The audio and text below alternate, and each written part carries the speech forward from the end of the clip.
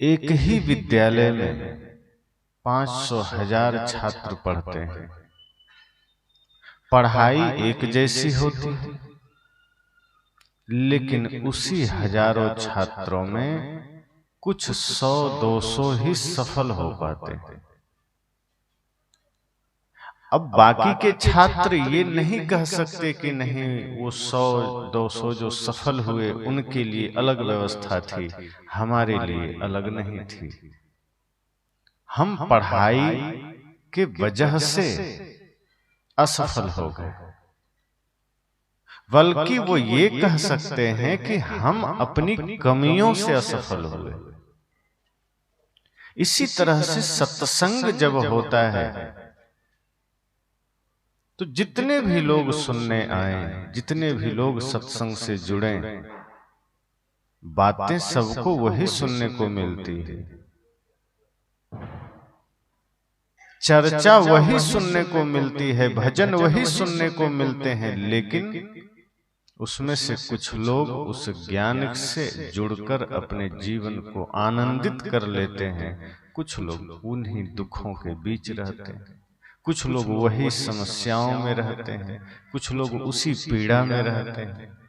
अस्पताल बहुत लोग जाते हैं, कुछ लोग डॉक्टर से मिलकर के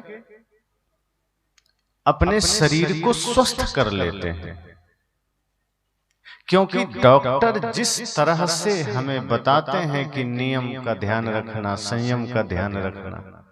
अब कोई आदमी बीमार है तो आप सब भी जानते हैं कि आधी बीमारी तो संयम से ठीक हो जाती है। अब कोई आदमी डॉक्टर के बताए अनुसार संयम ना करे, डॉक्टर ने कहा कि दवा तो लेना है, साथ साथ भोजन का ध्यान रखना, अधिक अधिक तेल मसाला न खाना, नशा न करना, मांस मछली अंडा न खाना। अब वो आदमी डॉक्टर की बात ना माने, दवा खूब खाए, लेकिन कोई संयम नहीं, कोई नियम नहीं, तो आप जानते हैं कि दवा काम नहीं करती है और फिर रोग बढ़ता चला जाता है। तो डॉक्टर के पास जाते बहुत लोग हैं, लेकिन जो संयम के साथ चिकित्सा करता है, जो संयम के साथ दवा लेता है, वो स्वस्थ हो जाता है। इसी तरह से जो व्यक्ति सत्संग में आता है, उस संत गुरुजनों की बातों को सुन करके उन बातों के अनुसार अपने जीवन को साधता है, अपने जीवन को पवित्र करता है, उसका उद्धार हो जाता है, वो भवसागर पार हो जाता है। और जो सुनता है और सिर्फ सुनते चले जाता है, करता कुछ नहीं है, उसके जीवन में कोई परिवर्तन नहीं आता। फिर ना उसके घर के झगड़े मिटते हैं, ना उसका अपना मन शांत होता है, ना वो खुद कभी आनंदित हो पाता है, बल्कि वो लोगों से कहता है कि रे सत्संग तो हम भी सुनते हैं, पता नहीं जीवन में शांति नहीं, गुरु की भक्ति हम भी करते हैं, जीवन में शांति नहीं। गुरु की भक्ति का अर्थ यह नहीं है कि गुरु से माला ले ली, गुरु ने कुछ नाम दे दिया, कुछ जाप बता दिया और हम घर जाकर के सिर्फ सुबह उठे, नाम जाप किए, माला जपे और फिर लग गए प्रपंच में। गुरु से माला लेने के बाद अगर जीवन में शांति नहीं है तो अपनी ओर झांकने की जरूरत है, क्योंकि गुरु के माला गले में डालने से भक्ति नहीं होती है कि गुरु की तस्वीर लगा लिए और वहीं सिर झुकाने लगे। ये भी भक्ति का स्वरूप नहीं है। और गुरु हो या भगवान, आप किसी के भी चित्र पर सिर्फ सिर झुका रहे हैं, ये भक्ति नहीं है। भक्ति का अर्थ ही है जहां समस्त सृष्टि के प्रति प्रेम का भाव जग जाए, जहां सब में परमात्मा दिखने लग जाए। भक्ति सिर्फ चित्र पर पुष्प चढ़ाना नहीं है, भक्ति सिर्फ भगवान या गुरु के तस्वीर पर अगरबत्ती या दीपक जलाना नहीं है। भक्ति है जितने भी जीव हैं, जितने भी नर नारी हैं, जो कुछ भी इस धरा पर सजीव रूप में है, सब में परमात्मा देखने लग जाना और सबके प्रति प्रेम का व्यवहार हो जाए, सबके प्रति करुणा का व्यवहार हो जाए। जब हम ऐसा करते हैं तब भक्ति हो जाती है, और जब भक्ति इस रूप में होती है तब हमारा उद्धार होता है। और भक्ति का अर्थ भी यही है। व्याकरण की दृष्टि से भक्ति का जब आप अर्थ करेंगे तो भज धातु है और 3 प्रत्यय लगकर भक्ति शब्द निष्पन्न होता है, जिसका अर्थ ही होता है सेवा।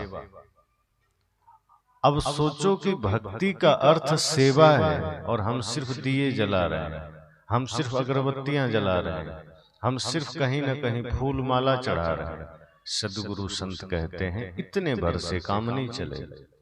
अगर वास्तव में जीवन में भक्ति जागृत हो जाए तो आप जहां हैं वहीं निष्ठावान हो जाइए, आप जिस जीवन में हैं वहीं ईमानदार हो जाइए।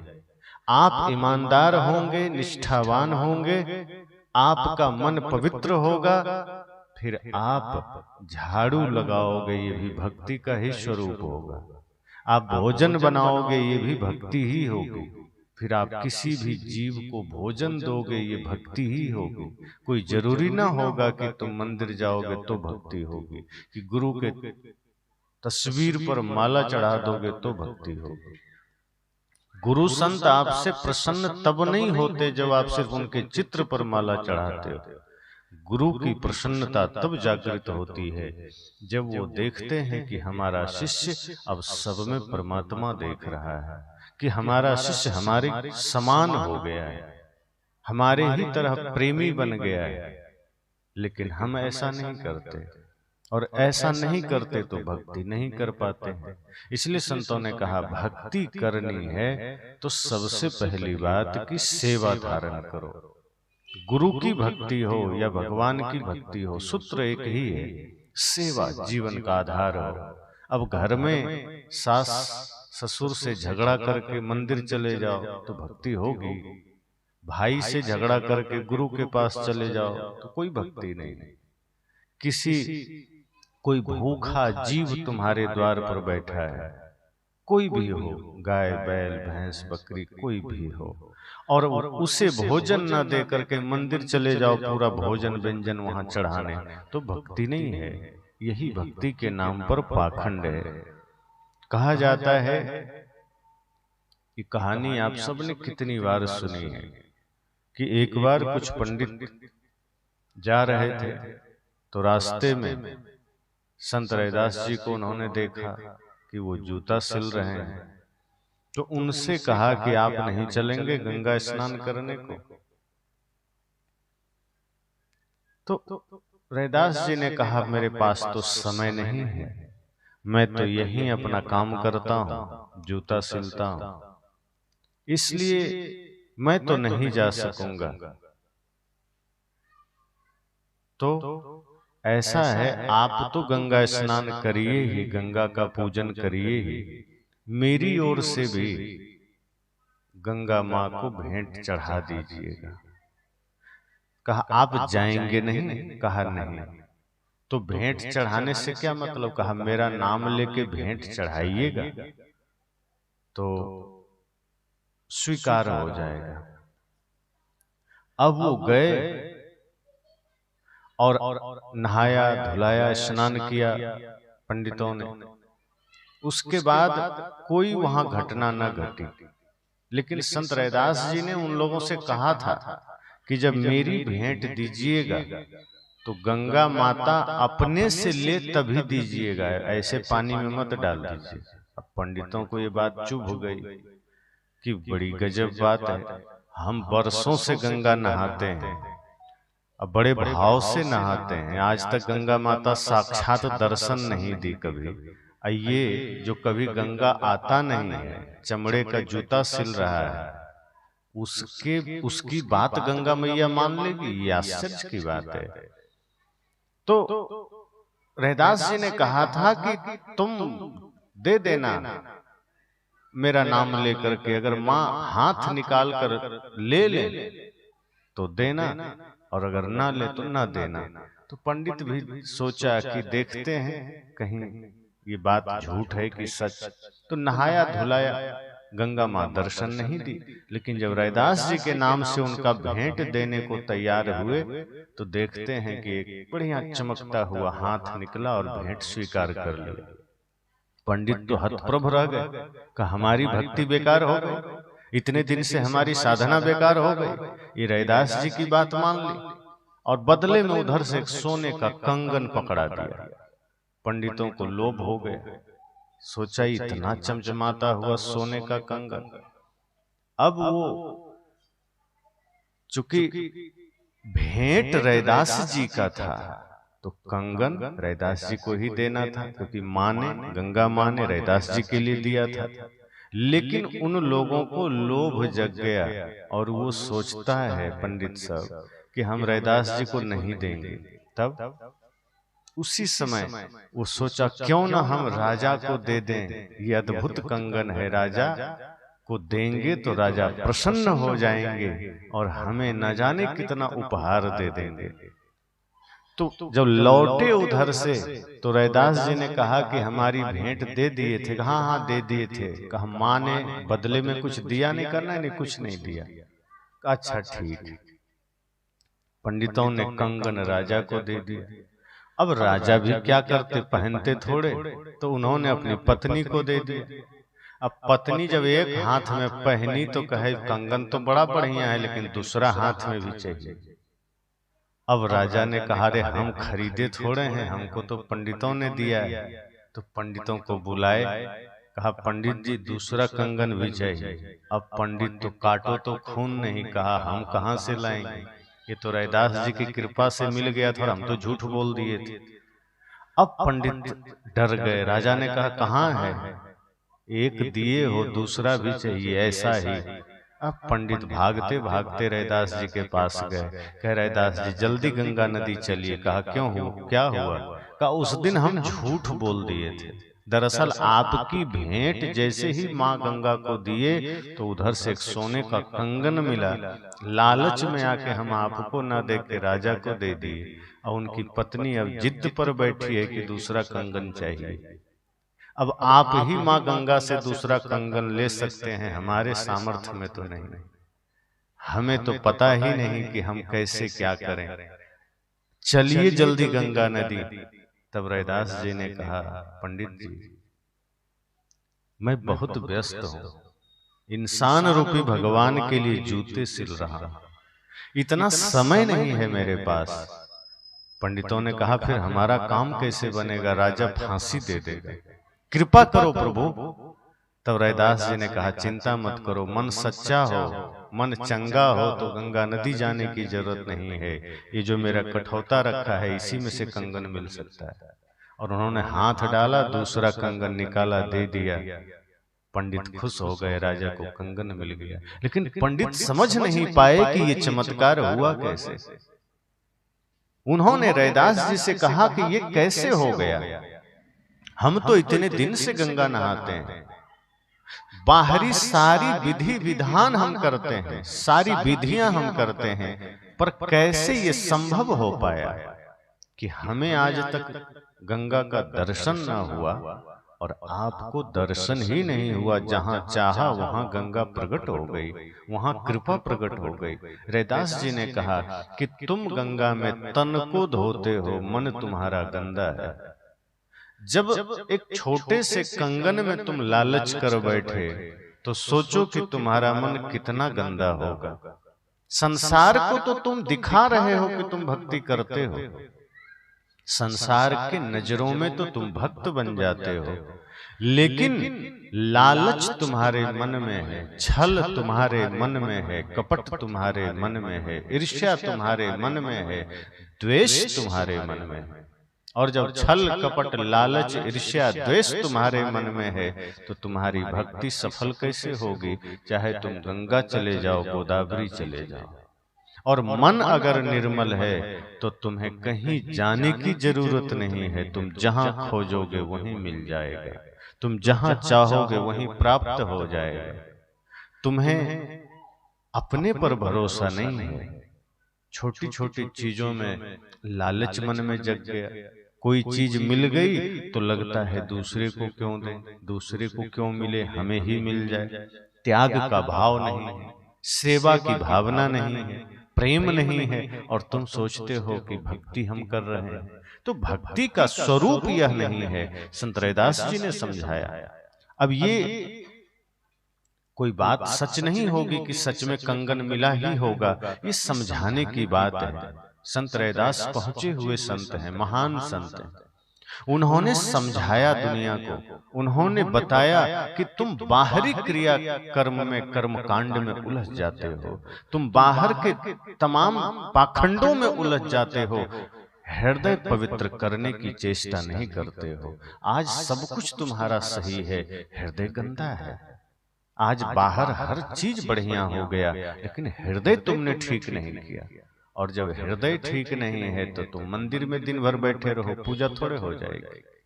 मंदिर में बैठने से पूजा नहीं होती। घर को और जीवन को मंदिर बना लेने से पूजा होती है। हम बने हुए मंदिर में जाके पूजा करते हैं, बने हुए मंदिर में जाके हम प्रार्थना करते हैं। सद्गुरु संत कहते हैं कि तुम अपने जीवन को मंदिर बनाओ। मंदिर का मतलब क्या? मंदिर देखा जाए तो जैसे घर ईंट पत्थर चूना सीमेंट से बना है, ऐसे ही मंदिर बनता है। लेकिन दोनों में फर्क क्या है? मंदिर में अलग भाव है कि जो कुछ भी हम निर्मित करते हैं, बनाते ईंट से ही हैं, सीमेंट से ही हैं, लोहे से ही हैं, लेकिन उसमें हमारा भाव होता है कि ये परमात्मा का घर है, कि इसमें भगवान की मूर्ति बैठेगी। और फिर उस मंदिर को हम पवित्र रखते हैं, उसको धोते हैं, मांजते हैं, वहां कोई गंदगी नहीं होने देते। जबकि गहराई से सोचो तो बनाया आपने ही है, अपने हाथों से बनाया है। लेकिन अपने बनाए हुए मंदिर पर हमें इतना भरोसा है कि हम उसमें थोड़ी सी भी गंदगी नहीं होने देते हैं। हम रोज उसको धोते, मांजते, साफ सुथरा रखते हैं, सुरक्षित रखते हैं। पर जिस देह को परमात्मा ने बनाया है, जिस देह को भगवान ने बनाया है, उस देह को हम गंदा करने में कोई कसर नहीं छोड़ते हैं। उस देह को इतना गंदा कर देते हैं कि जब देखो तब कभी बीड़ी, तंबाकू, गुटखा, शराब, मांस, मछली, अंडा, और इससे छूटे तो उसी मुख से गाली, उसी मुख से गुस्सा, वही आंख से कहीं गलत देखना, कान से गलत सुनना, मस्तिष्क में गलत सोचना, ये सब हम इस देह रूपी देवालय से करते हैं। तो बाहर के मंदिरों की स्वच्छता, बाहर के मंदिर की पवित्रता का ध्यान रखने वाला अगर एक बार भी ये सोच ले कि मुझे अपने अंतःकरण को पवित्र रखना है, तो उसके लिए तो हर चौक, हर चौराहा, हर घर, हर आंगन मंदिर हो गया। बाहर के मंदिर से जब तक आप न जुड़ पाओगे, अब जुड़ते ही नहीं। मंदिर गए जितनी देर के लिए उतना देर बस काम है, मंदिर से निकले नहीं कि मंदिर से मतलब खत्म हो गया, फिर हमारा जीवन कबाड़ खाना हो गया। संत रैदास ने कहा कि तुम यही तो करते हो। मंदिर जाते भी हो, गंगा जाते भी हो, तो तुम गंगा के लिए थोड़े जाते हो, मंदिर भगवान के लिए थोड़े जाते हो, तुम अपने स्वार्थ के लिए जाते हो, अपने लिए जाते हो कि हमें कुछ चाहिए, और भगवान से कुछ मांगने जाते हो। माँ गंगा में पाप धोने जाते हो।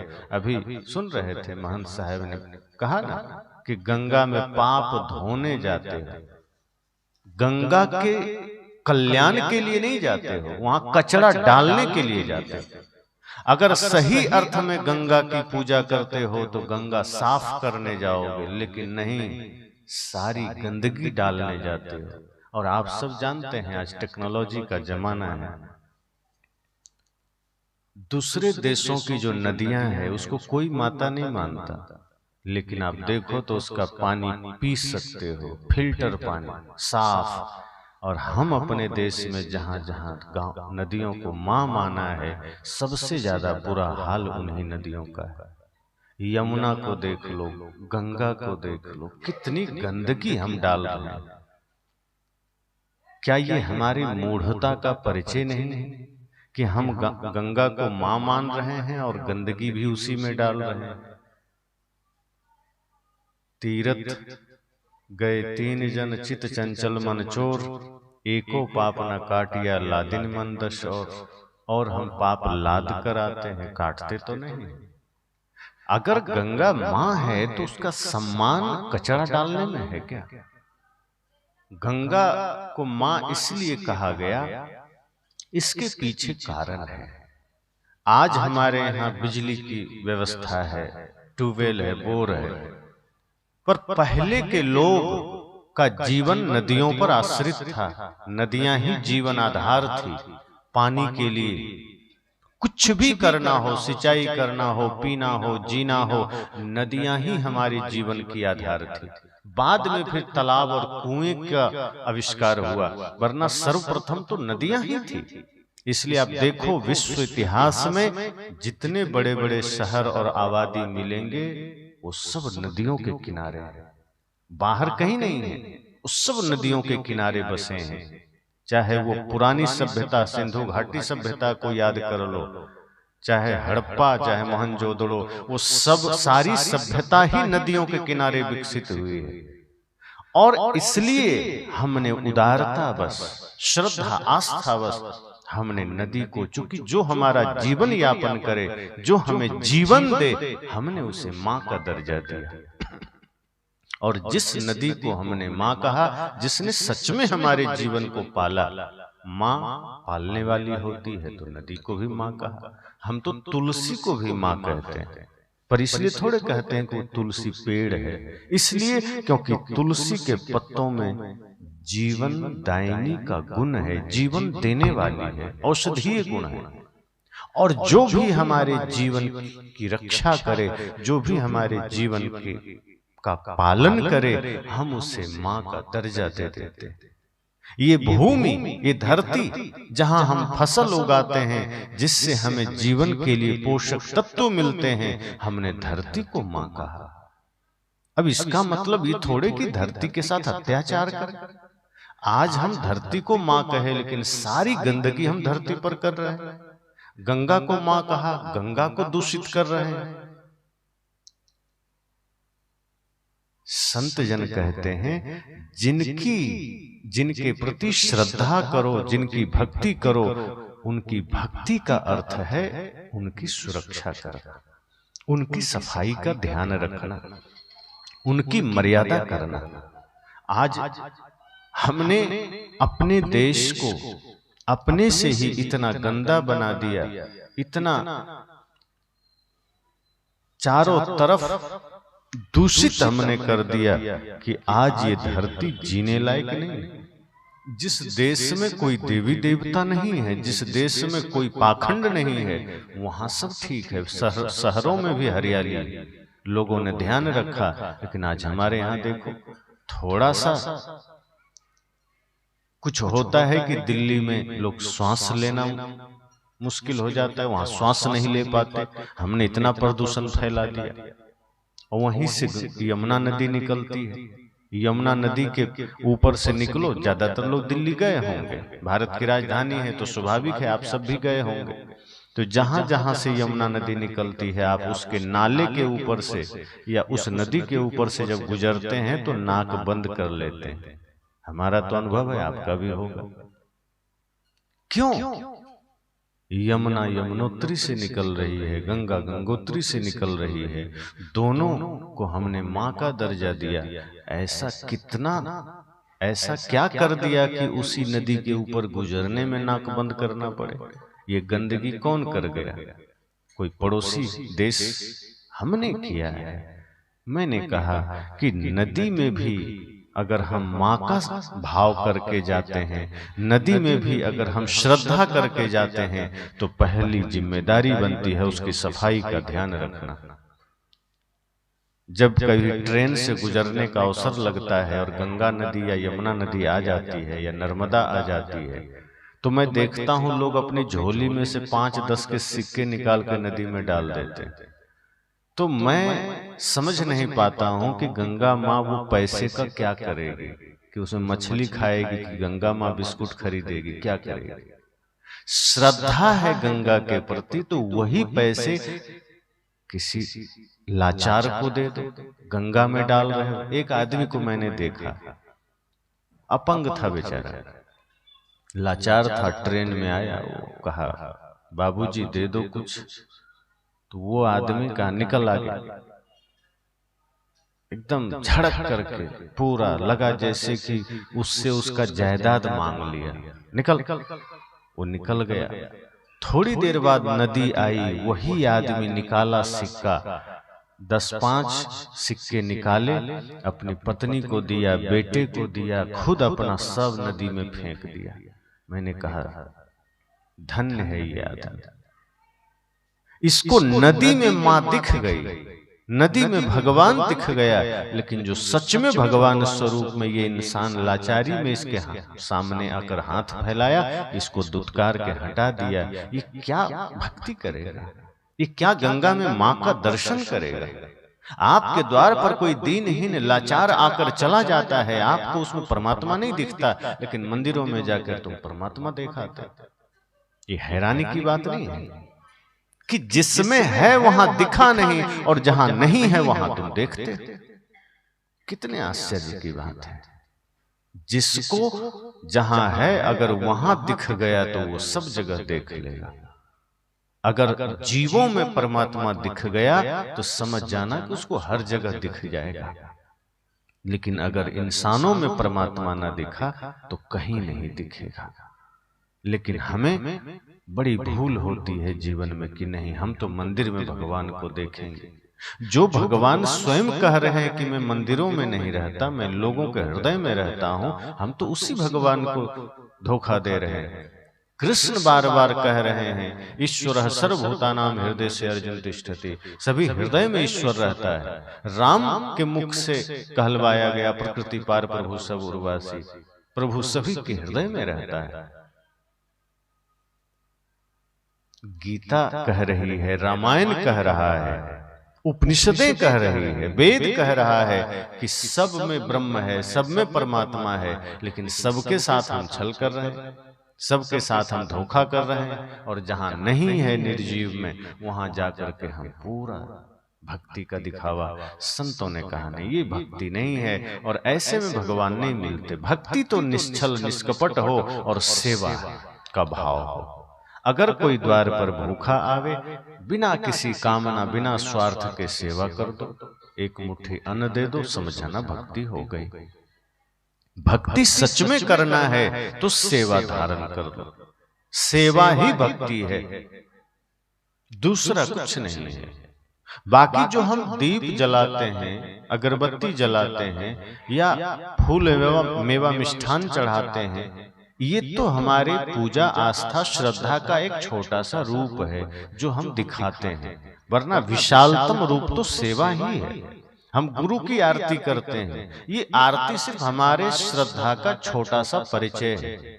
बाकी मान लो गुरु की आरती कर ली और भोजन न पूछो, आसन न पूछो, तो आरती से काम बन जाएगा। गुरु की पूजा क्या है? आरती उतार ली, अब गुरु जी कहीं बैठे हैं, कोई मतलब नहीं, ना पानी ना भोजन, यही है भक्ति। भक्ति है कि हम सर्वप्रथम गुरु की सेवा कर सके, और गुरु ही नहीं, द्वार पर कोई भी आ जाए, मित्र आ जाए, परिजन आ जाए, अपरिचित आ जाए, सर्वप्रथम आपकी जिम्मेदारी क्या है? आप पहले पानी पूछेंगे, बैठाएंगे, और अगर भूखा है तो 1-2 मुट्ठी अन्न भी पूछेंगे। लेकिन आते ही आप सिर्फ भक्ति की बात करें कि आइए आइए हम आपकी आरती उतारेंगे, अवतार भी लें, और चुपचाप बैठे रहें। अब बेचारा 4 दिन का भूखा आदमी, वो सोचे भोजन कब देगा, अब आप भोजन ही ना दें, वो बार बार झांके। आप आरती कर रहे हैं उसकी, आप उसके नाम का जयकारा लगा रहे हैं कि अतिथि महाराज की जय। अब वो बार बार सोच रहा है रोटी कब आएगी, अब आप जय बोले जा रहे हैं, वो प्यासा बैठा है। सोचो ये भक्ति है? नहीं है। आप सर्वप्रथम भक्ति के मूल स्वरूप सेवा को धारण करो। अगर आप भोजन दे दिए, आसन दे दिए, उसके बाद अगर अगरबत्ती नहीं भी जलाए तो कोई हर्ज नहीं है, लेकिन सिर्फ अगरबत्ती में रह गए, सिर्फ दिया जलाने में रह गए तो कुछ नहीं मिलेगा। और आज हमारा भारत दिया जलाने में सबसे ज्यादा आगे, लेकिन दिया से हम कुछ सीखते नहीं है। दिया ज्ञान का प्रतीक है, अंधेरे को दूर करता है, लेकिन दिया जला करके भी हमारे हृदय में अंधेरा ही रह जाता है। हमारे हृदय में भक्ति का उजाला नहीं होता, ज्ञान का उजाला नहीं होता। अगर दिए भी जलाओ गुरु के सम्मान में, संतों के सम्मान में, तो उस दिए से कुछ समझो, सीखो कि जैसे छोटा सा दिया भी इतना सामर्थ्य तो रखता है कि आसपास के अंधेरे को दूर कर देता है। वो दिया आपके हृदय में भक्ति का रूप ले ले, ज्ञान का रूप लेकर आपके भीतर के समस्त नफरत, विकार, घृणा रूपी अंधेरे को मिटा दे, तब वो दिया जलाना सार्थक हुआ। लेकिन बाहर दिए जले, हमें कोई फर्क नहीं पड़ा।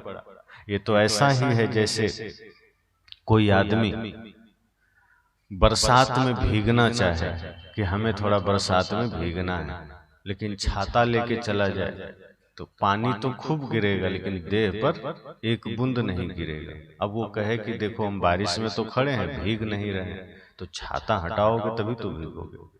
और कोई आदमी और कोशिश करे, छाता हटा करके रेनकोट पहन ले और तब पानी में चला जाए तो एक बूंद पानी आएगा देह पर। हम भी गुरु के पास जाते हैं, संत के पास जाते हैं, तो अज्ञानता का, अविद्या का रेनकोट पहनकर बैठ जाते हैं। अब गुरु अमृत की छींटे भी बरसा दें तो हमें लगता तो है कि सब गिरा हमारे ऊपर ही है, लेकिन बीच में जो रेनकोट हमारा अज्ञानता का है वो उसको भीतर आने नहीं देता। फिर हम घर जाते हैं, वही छल कपट माया मोह में हम भूल जाते हैं, वही दरिद्रता, वही चिढ़, एक दूसरे के साथ वही वैमनस्य, वही विरोधाभास। फिर दूसरा आदमी कहता है कि अरे ये तो सत्संग में गया था, ये तो गुरु के पास गया था, इसके जीवन में कोई बदलाव क्यों नहीं आया? तो बदलाव कैसे आएगा? बदलाव के लिए हम प्रयास नहीं करते, हम चेष्टा नहीं करते। बदलाव के लिए प्रयास करना है। संत कहते हैं पहले हृदय को पवित्र करना। गुरु के ज्ञान के छींटे तुम्हारे हृदय में पड़ेंगे तो पावन होगा। अगर हृदय का द्वार बंद करोगे तो वहां छींटे नहीं पड़ेंगे। तो मैंने कहा भक्ति का अर्थ है सेवा। अगर भक्ति करनी है तो सबसे पहले तो सेवा का भाव, और दूसरी बात निष्काम भक्ति। निष्काम मतलब भक्ति करो गुरु की तो चाहो मत। मैंने पहले ही कहा कि मंदिर भी जाते हैं तो कुछ चाह करके जाते हैं, गुरु के पास भी जाते हैं तो कोई चाह लेकर जाते हैं। और चाह क्या है? अगर गुरु की भक्ति भी किए तो चाह क्या है? चाह यही है कि गुरु जी कृपा करना नौकरी लग जाए बेटे की, कृपा करना और जमीन खरीद लें, कृपा करना मुकदमा में विजयी मिल जाए, कृपा करना घर 2-4 मंजिला बन जाए, 2-4 फ्लैट खरीद लें। यही तो मांगने जाते हैं। दूसरा क्या मांगते हैं? हमारी भक्ति की पहचान वही हो जाती है जब हम सिर्फ स्वार्थ के लिए जाते हैं। पता चल जाता है कि वो भक्ति नहीं है, वो सिर्फ सौदेबाजी, कि हमने आपको गुरु बनाया, हम आपको मानते हैं, अगरबत्ती दिखाते हैं, आपको भी देना पड़ेगा। और गुरु से हम वही संसार मांगने की चेष्टा करते हैं, वही दुनियादारी मांगने की चेष्टा करते हैं जो एक दिन छूट जाना है। सच्चा भक्त वह है जो गुरु के पास जाए, और अगर गुरु कहें भी कि बोलो क्या दे दें, तो ये न कहे कि मुझे घर दे दो, पद दे दो, जमीन दे दो, कि मुझे सोना दे दो, चांदी दे दो। भक्त हो जाओ तो इतनी परख तो हो जानी चाहिए कि ये छोटी क्षुद्र चीजें क्या मांगे गुरु से, क्योंकि जिस दिन मौत आएगी न सोना काम आएगा न चांदी काम आएगी। जब मृत्यु आएगी तो ये सब छूट जाएंगे। फिर सदगुरु से हम ये क्यों मांग लें जो छूटने वाला है? सदगुरु से मांगने का अवसर मिला है, गुरु से कुछ पाने का सौभाग्य मिला है, तो गुरु से वो मांगना जो मौत भी तुमसे छूटा न सके, तुमसे विलग न कर सके। गुरु के पास जाइए, तो आंखें बंद करके गुरु से ये कहिए कि हे सद्गुरु, ऐसी कृपा करना कि आपके चरणों में मेरी भक्ति बनी रहे। हे सद्गुरु, और अगर कुछ देना चाहते हो तो मुझे नहीं, मैं ये समाज, ये राष्ट्र, विश्व के लिए शांति चाहता हूं। मैं चाहता हूं ये समाज सुखी रहे। मैं चाहता हूं कोई भी यहाँ दीन दुखी गरीब न रहे। मैं चाहता हूं हर कोई सुखी हो जाए। सर्वे भवन्तु सुखिनः सर्वे सन्तु निरामयाः सर्वे भद्राणि पश्यन्तु मा कश्चित् दुःख भाग् भवेत्। ये मांगो गुरु से, भगवान से। पर हम यह मांगते हैं कि हे गुरु, हे सद्गुरु, हे भगवान, हमारी झोली भर दो, हमें धन दे दो। और उसी समय कहीं पड़ोसी का ख्याल आ गया तो हम कहते, हे गुरु जी, हमें दे दो, उसका तो घर में आग लगा दो। यही तो मांगने जाते हैं कि हमारा तो महल और बड़ा हो जाए, उसकी झोपड़ी भी टूट जाए, बिखर जाए। अगर अपना बच्चा एग्जाम पास कर गया और कहीं लग रहा है पड़ोसी का भी बच्चा कर जाएगा, तो हम भगवान से प्रार्थना करते हैं कि 1 किलो लड्डू एक्स्ट्रा देंगे, उसका बच्चा फेल हो जाए। सोचो, इतने खुराफात लेकर हम भगवान के पास, मंदिर, गुरु के पास जा रहे हैं। ये हम मांग रहे हैं। ये भक्ति नहीं है, ये भक्ति के नाम पर मूढ़ता है, ये छल कपट है। वही जो मन हमारा काम क्रोध लोभ के रंग में रंगा है, वही हम वहां करते हैं। पर्दा भक्ति का लगा दिए, जीवन वही है। अब पर्दा कुछ भी लगा दो, पीछे गंदगी है तो गंध तो आएगी। अब मान लो पीछे पूरा कबाड़ इकट्ठा है और सामने खूबसूरत पर्दे लगा दो, तो क्या कबाड़ का गंध नहीं आएगा? पर्दे से कुछ नहीं होता। अगर गंदगी को मिटा दोगे तो पर्दे लगाने की जरूरत नहीं पड़ेगी, जीवन ऑटोमेटिक पर्दा हो जाएगा। अगर जीवन में भक्ति सच में जागृत हो जाएगी तो बाहर से ढोंग करना नहीं पड़ेगा, बाहर से पाखंड नहीं करना पड़ेगा। जहां रहो, जिस स्थिति में रहो, भक्ति आपको प्रकाशित कर देगी, आपको दिव्य बना देगी। तो निष्काम भक्ति हो, कुछ चाह नहीं, कुछ मांग नहीं, अपने लिए तो नहीं। मांगो तो संसार के लिए मांगो, दूसरों के लिए मांगो।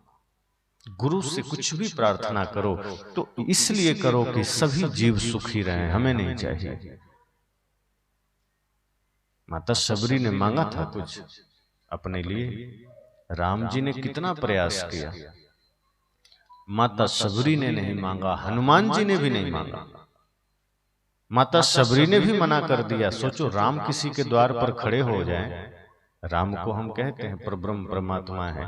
अब मान लो ऐसे कोई परब्रह्म परमात्मा किसी के द्वार पर खड़े होकर कहे कुछ मांग लो, तो आदमी सोचेगा बढ़िया मौका मिला है, मांग ही लेते। पर माता शबरी ने मांगा नहीं, मांगा। वो जानती थी कि हम जो बाहर का कुछ भी मांगेंगे यही रह जाना है।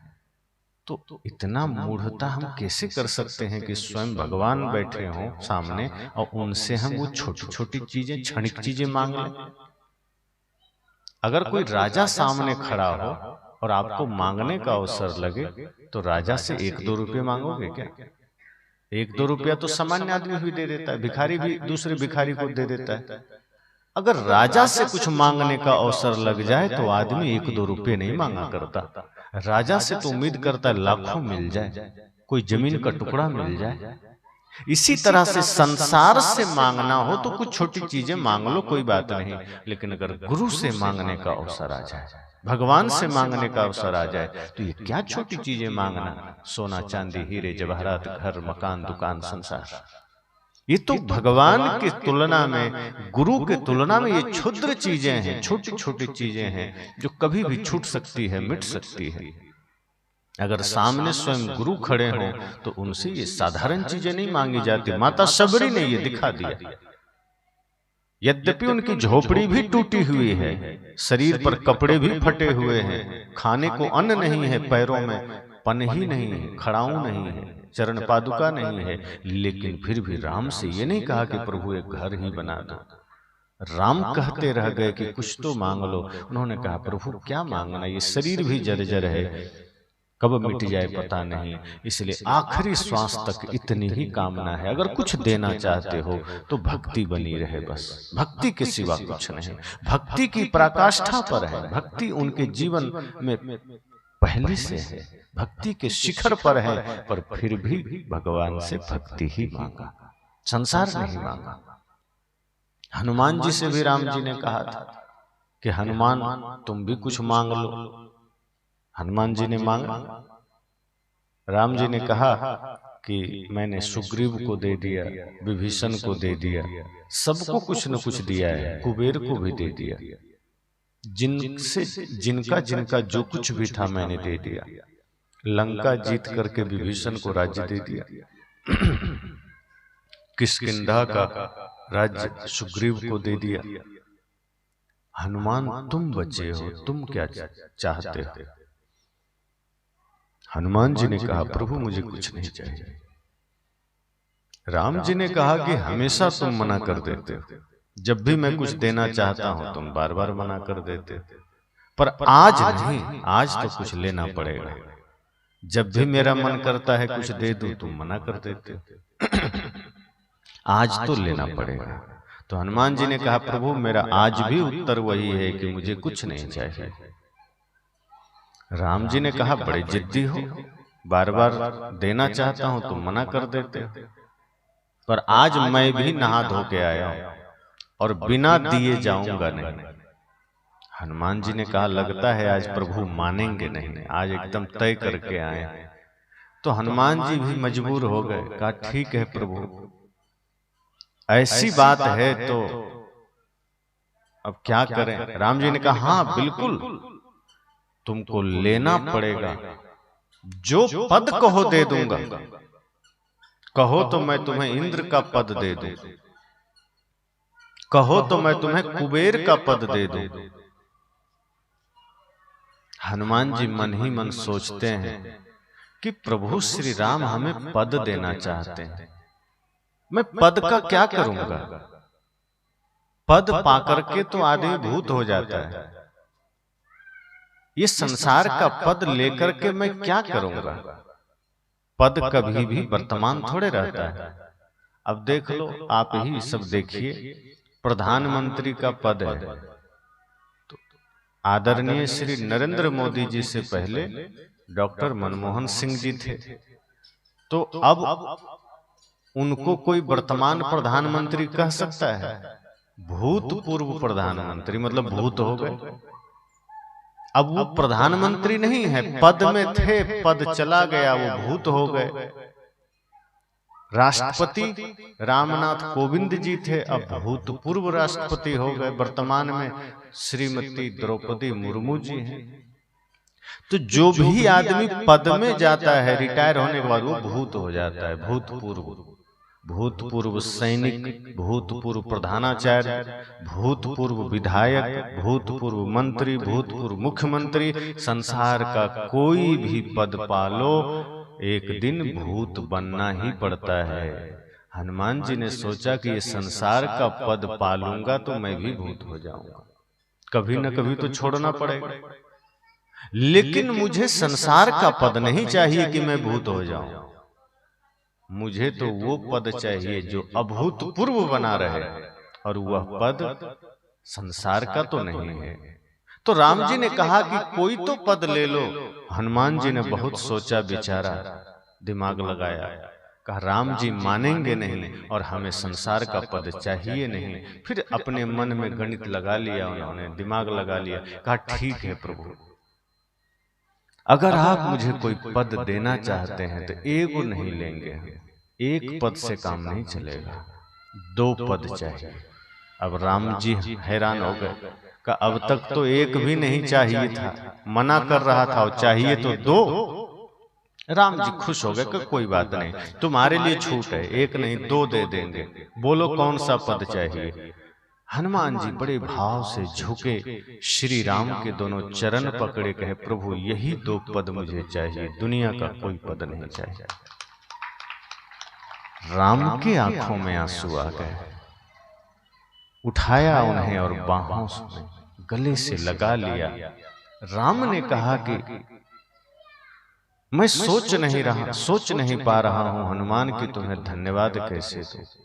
इसलिए नहीं कि तू संसार नहीं मांगा, इसलिए कि तुम्हारे भीतर कितना ज्ञान, कितनी भक्ति भरी है, ये संसार कल को भक्ति का अगर कोई रूप कल्पना करेगा तो तुम्हारा नाम आएगा। इतना कोई कैसे भक्ति में हो सकता है, इतना कोई कैसे निष्काम हो सकता है।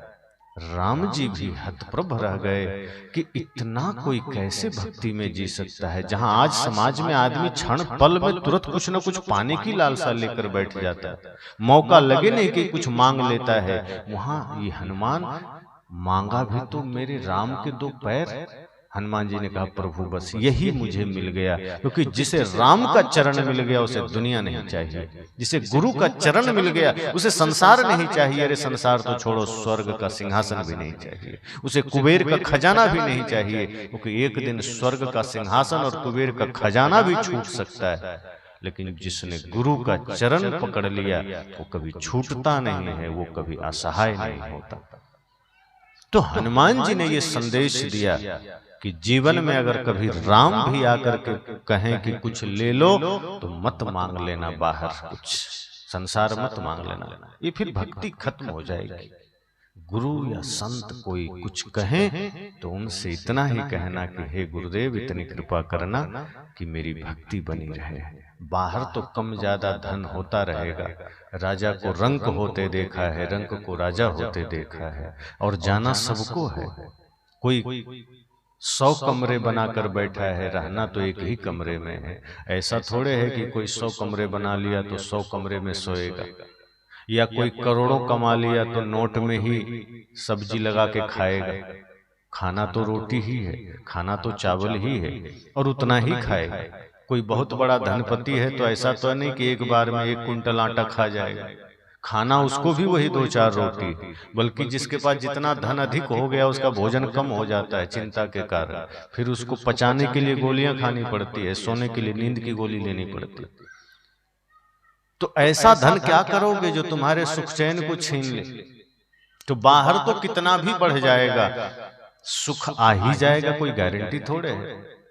बहुत कपड़े खरीद लेंगे तो एक साथ तो पहन के नहीं घूमेंगे, पैसा बहुत है, 50 तो जोड़ी कपड़ा खरीद लिए तो एक साथ 50 पहन के घूमेंगे के? खूब पैसा है, चप्पल खरीद लिए 10 जोड़ी, एक साथ पहनेंगे? पहनना वही एक है। तो सदगुरु कहते हैं कि जब आप गुरु से संसार के जगह पर भक्ति मांगते हो तो आपके पास संतोष आ जाता है, संतुष्टि आ जाती है। फिर आप झोपड़ी में भी हो तो आपसे ज्यादा सुखी महल का आदमी नहीं हो पाता। और ये उदाहरण मां शबरी के लिए है कि वो झोपड़ी में थी पर आनंद में थी, और रावण सोने की लंका में भी भय में था, पीड़ा में था, दुख में था।